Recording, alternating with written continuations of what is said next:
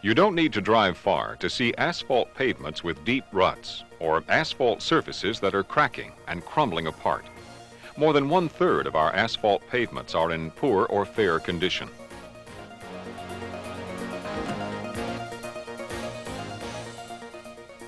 In 1987, the nation's highway agencies created the Strategic Highway Research Program, SHARP, to find solutions to our asphalt problems. We invested $50 million in the biggest program of asphalt research ever conducted to see what makes asphalt perform. Advanced techniques such as chromatography, nuclear magnetic resonance, CAT scans, and others have been used to see what it is that makes some asphalt pavements durable while others fail.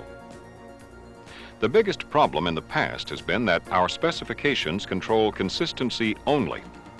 Some of the materials and designs that pass these specifications have worked well. Others have not. We are paying the price. Our pavements are in poor condition and rehabilitation bills are staggering. The public is challenging our competence. Now we have a way to select asphalt that will perform. SHARP specifications for asphalt binders and mixes set out the range of properties that are needed to produce a pavement that can withstand traffic, heat, cold, moisture, age, and fatigue. The new approach is called Superpave. It uses performance-based specifications, new test methods, and a computerized mix design system. Superpave was developed cooperatively by highway agencies, industry, and research scientists. It uses new testing devices to simulate and predict performance. For example, a newly developed pressure aging vessel is used to simulate how asphalt ages after it is laid. The performance of asphalt binders at different temperatures is based upon measurements from two different types of rheometers. The dynamic shear rheometer applies torsion to binder specimens at high temperatures. It isolates the viscous and elastic components of the binder. The bending beam rheometer measures flexural creep stiffness at sub-freezing temperatures. It predicts whether asphalt will fail in tension. Together, these rheometers tell us a lot about performance. For example, a binder whose stiffness falls quickly when a load is applied will cause rutting, or a binder whose stiffness increases too much as the temperature drops will cause cracking. Using the master stiffness curve, an engineer can tell whether a binder will cause rutting, cracking, or fatigue. This method works. It checks out well against how binders actually perform in mixes. It checks with the results of rolling wheel tests. It fits actual field experience.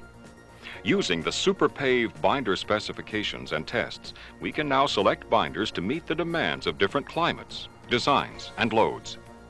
Superpave mixes are designed using a gyratory compactor.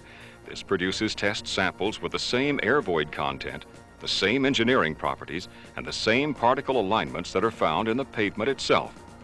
Actual field trials and instrumented tests in several countries have confirmed that rutting is caused by shear forces. SHARP's simple shear test provides a quick and reliable way to avoid rutting problems.